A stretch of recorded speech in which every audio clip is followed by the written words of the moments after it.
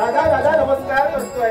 अरे लबडा, पहिले वहिले पराक्रम गाजवले, काय काय केलंस रे? म्हणजे पहिल्या पराक्रमात काय दिवे लावले हे तुम्हाला ऐकायचं आहे. अरे लबडा, दिवे नाही, पराक्रम पराक्रम. मग ऐका दादा, तुमची आज्ञा घेऊन मार्गाने मार्गक्रमण करीत त्या यक्षाच्या मागावर गेलो. यक्षाच्या तू मागावर गेलास? त्याची आणि माझी भेट झाली. शाब्दिक चकमक झाली. अखेर शब्दाला शब्द वाढून जाऊन घनघोराचं युद्ध झालं. पण मायावी विद्येत पारंगत असल्या कारणानं यक्ष पळून गेला. पळून गेला? पण दादा, ह्याच्या पूर्वी जरा वेगळंच घडलंय. म्हणजे जे सांगितलंस ते तू अगोदरच सांगितलंस? नाही दादा, नंतरच सांगितलं. मग मला अगोदरच ऐकायचंय, सांग. दादा, तुमची आज्ञा घेऊन गेलो. वाटेत असताना कानावर आवाज ऐकू आला, धावा वाचवा, संकट समयी सहाय्य करा. आवाजाच्या दिशेने मी गेलो. पाहत तो काय, तर तो यक्ष एका स्त्रीवर अन्याय अत्याचार करण्याचा प्रयत्न करत होता. दादा, तुम्ही दिलेली शिकवण मला आठवली. कुणावर अन्याय होता कामा नये. सणाचा विलंब न करता इथपर्यंत गेलो. आमच्यातली वीरश्री जागी झाली आणि त्या यक्षापासून तिची मुक्तता केली. पण दादा, पुढे काय झालं माहितीये? काय घडलं असं पुढे? त्या स्त्रीनं, त्या कुमारिकेनं तिच्या कायेचं रक्षण केलं कारणानं आपलं सर्वस्व मला वाहिलं. प्रेमाचं प्रेम पुष्प आमच्या चरणी अर्पण केलं. मग दादा सांगा, तिच्याशी विवाह केला पाहिजे का? तिला तू वाचवलास, तिने प्रेम पुष्प तुझ्यावर अर्पण केलंय. मग सांग रे, लग्न योगायोगाने होत नसतात तर लग्नाची गाठी स्वर्गात बांधलेल्या असतात. मग पुन्हा सांग, तिला तू वाचवलंस, ती आहे तरी कुठे? दादा, तिला इथवर घेऊन आलोय. तिला पाहिल्यानंतर तुम्ही नक्कीच खुश होणार. कारण ती रूपवान आहे, गुणवान आहे आणि याच्या पुढे ज्यावेळी राजगादीवर बसेल त्यावेळी ती महाराणी शोभेल अशीच आहे. मग असा असेल दादा, आता जातो. मला आजच्या वेळी आनंद होतोय. कारण का माहित आहे का? काय म्हणतात? कारण या उज्जैनीत त्या ज्येष्ठ बंधू पहिल्यांदा तुझं लग्नाचा योग आला आहे. त्या ज्येष्ठ बंधूच्या अगोदर हा कनिष्ठ बंधूचा लग्नाचा योग. म्हणून दादा, आमच्या लग्नाला तुम्ही खुश आहात. हो, अर्थात तुझ्या लग्नाचा वार आम्ही धूम धडाक्यात. दादा, असं असेल आता जाऊन येतो. तिला ठेवलं घरापाशी, तिला घेऊन येतो.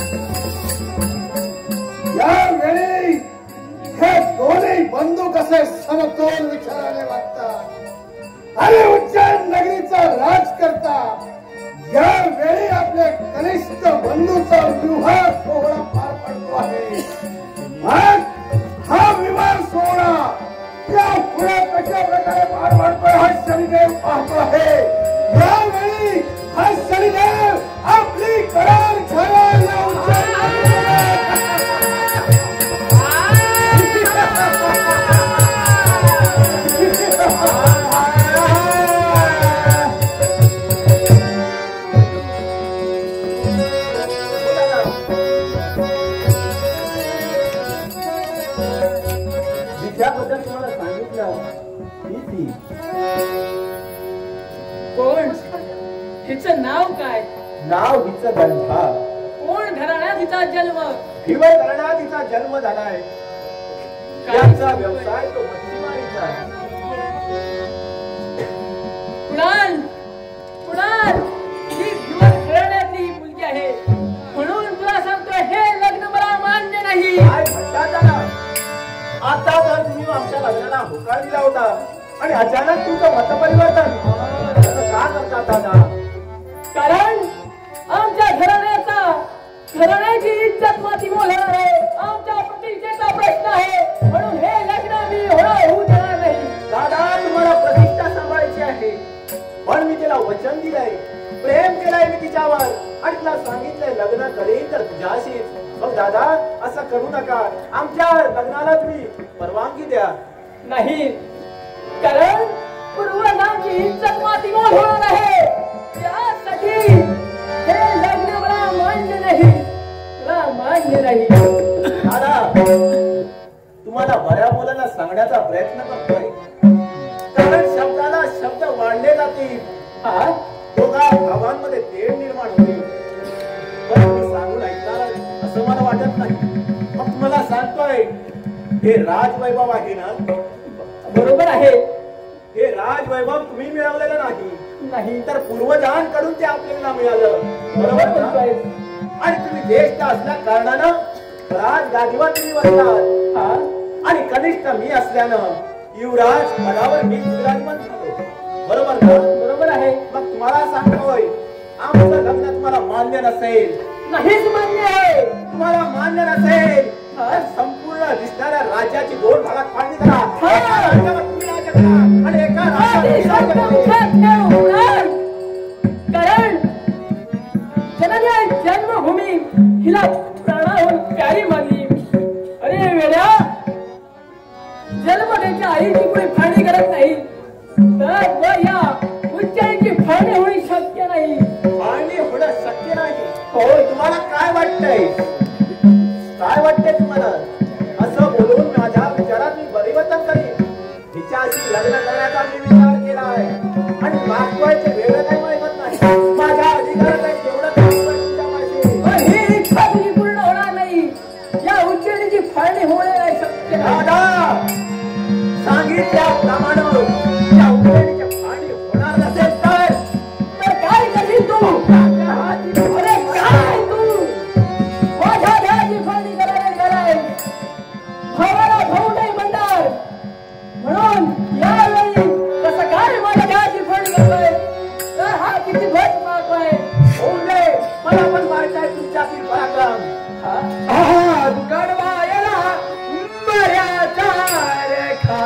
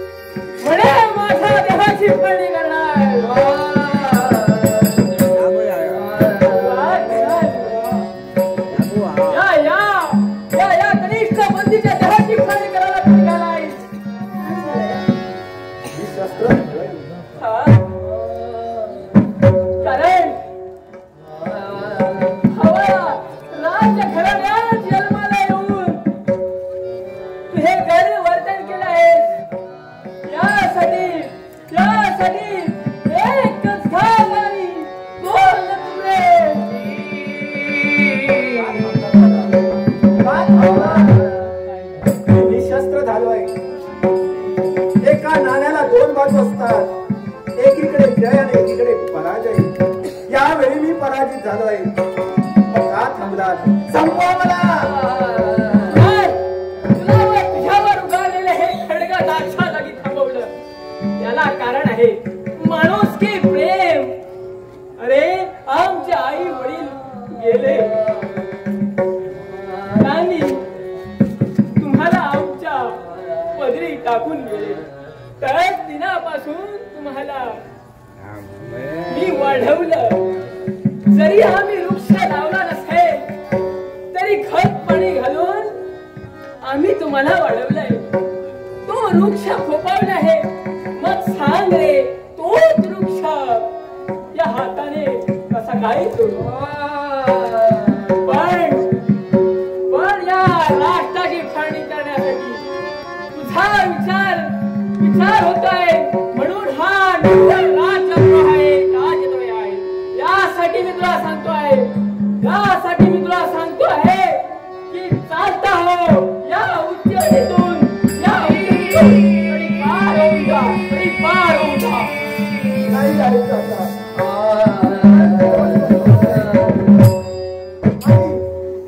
तडी पार होय. एका इशारीकडे थांबू नकोस. चालता हो.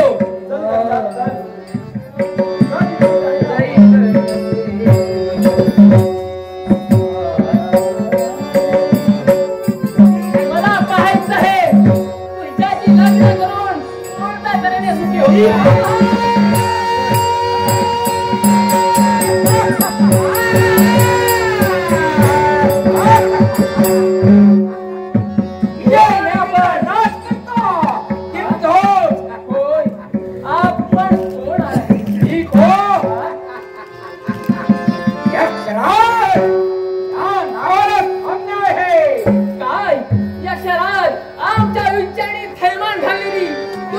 व्यक्ती नसून तुम्ही तीच व्यक्ती आहात. मग सांगा इथपर्यंत येण्याचे प्रयोजन ते काय? इथवर येण्याचं प्रयोजन एवढं, तुम्ही लक्ष्मी मातेची भक्ती करताय. होई भक्ती बंद व्हायला पाहिजे.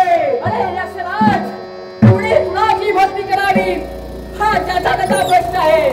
म्हणून सांगतोय आम्ही लक्ष्मी मातेची भक्ती करतोय. बंद होणे शक्य नाही.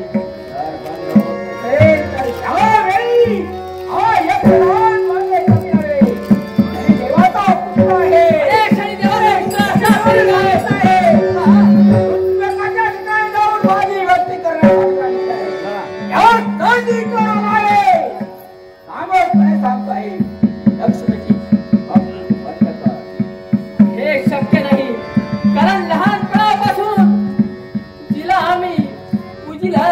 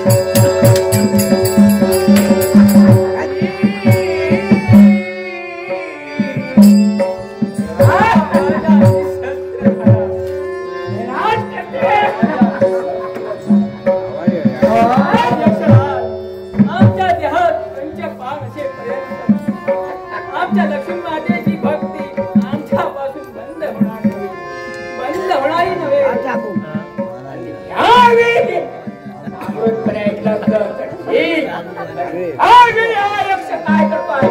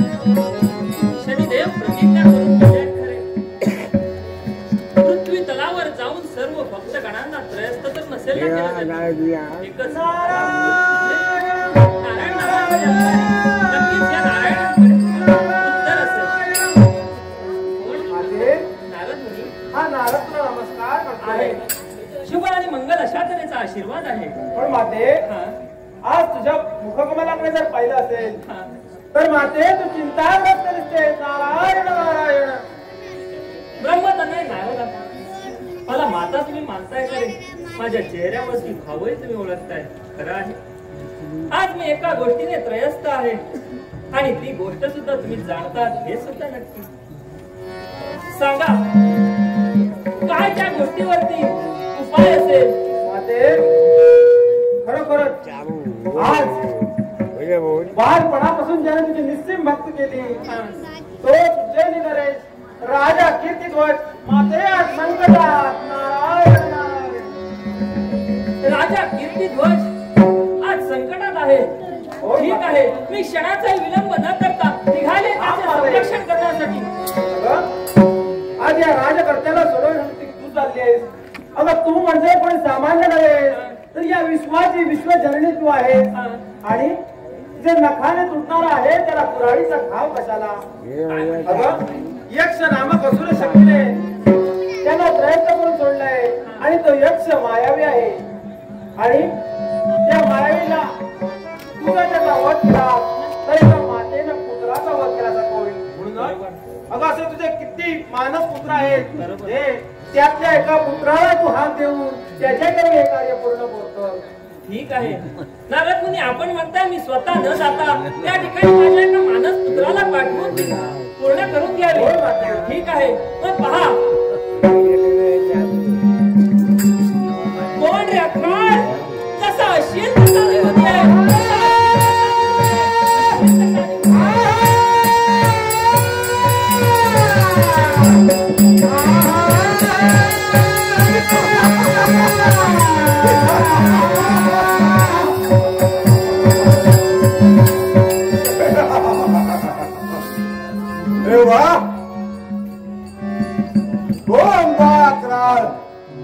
मातेची कहाणी आग ऐकू आली. क्षणाचा विलंबही न लावता थेट मातेपर्यंत आलोय. प्रथम आपण आल्याची जाणीव मातेला करून द्यावी, तदनंतर पुढील कर्तव्य. कोण माते हा तुझा पुत्र अकराज नमस्कार करतोय. बाळ अकरा, तुझं स्वागत आहे आणि कृपा आणि आशीर्वाद आहे. कोण? महर्षी नारद मुनी. हा अकराज तुम्हालाही नमस्कार करतो आहे. विजयी हो, विजयी हो. अरे वा, झालं माझ्या मनात समाधान. पण माते, मी माझ्या कर्तव्यात मग्न असताना एकाएकी हात देण्याचं कारण ते काय? त्यालाही तसंच कारण आहे. असं कोणतं कारण माते? माझा एक निस्सीम भक्त असा कोण? राजा कीर्तिध्वज त्याच्या राज्यामध्ये फार संकटात उडवला अरे वा. आहे. एका शक्तीने त्याच्यावरती करारी छाया सोडली आहे. राजा कीर्तिध्वज हा, तुझा भक्त हा. आणि त्याच्यावर आलेला तो संकट हा. त्याचं संकट तुला दूर करायचं आहे. ही तुझ्यावरती जबाबदारी ही माता सोपवत आहे. तर ती जबाबदारी तू पूर्णत्वास देशील अशी मी आशा व्यक्त करते. माते, तुझ्या भक्तावर निर्माण झाले संकट यक्षराज रूपी संकट महाकाल. या संकटाला दुरापास्त करी एवढं मात्र नक्की. जय विजयाचा आशीर्वाद. महाकाल निघाला.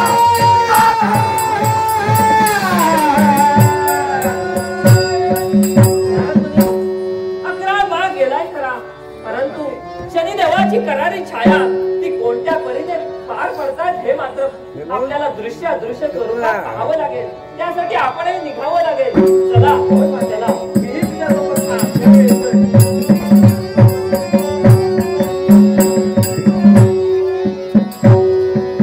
दैव दुसरे रणविते, दैव दुसरे रणविते, दैव दुसरे रणविते. वाहतो मी एकदाई, वाहतो मी, वाहतो मी, वाहतो मी एकदाई. कोण मारी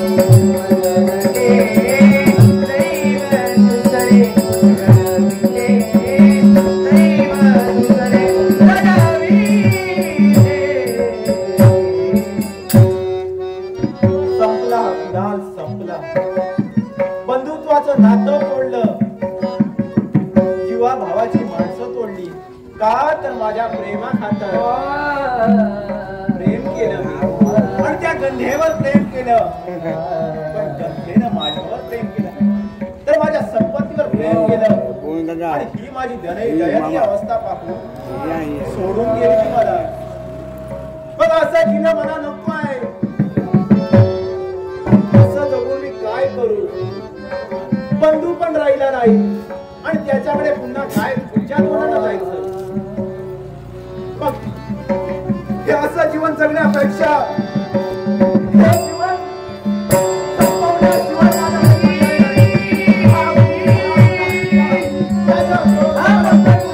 थांब थांब करीच आता आत्मघात.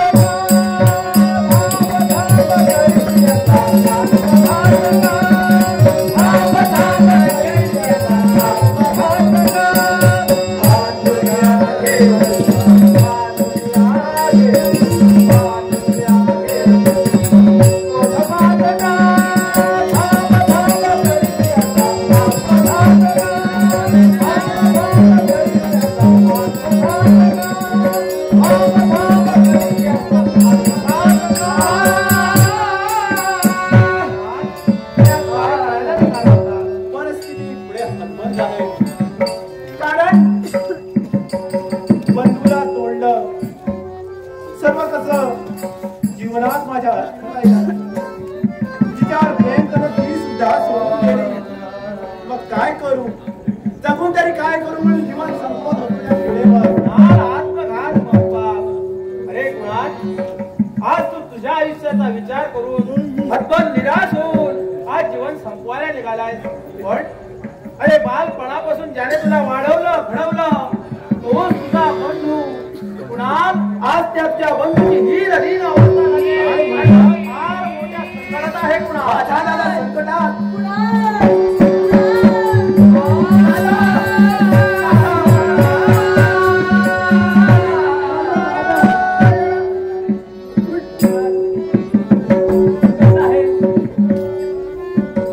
दादा मला क्षमा करा. अरे